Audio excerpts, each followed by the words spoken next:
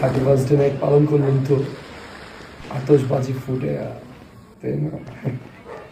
আরে ভাই, আতশবাজি ফুটেছেন তো ঠিক আছে, ডিজে পার্টি কইরা পাশের বাড়ির ঘুম নষ্ট কইরা 31st নাইট পালন করছে, ঠিক আছে মানলাম। আতশবাজি ফুটাইয়া পশু পাখির ঘুম হারাম করছেন, তাদের থাকার জায়গারে আপনারা নষ্ট করে দিয়েছেন, ভালো, ঠিক আছে মানলাম।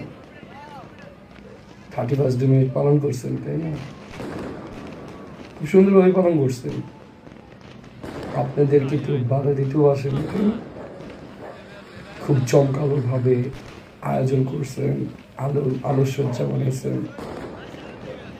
শোনেন, একটা কথা বলি, কিছুদিন আগে কিন্তু করোনা আসছিল, তাই না?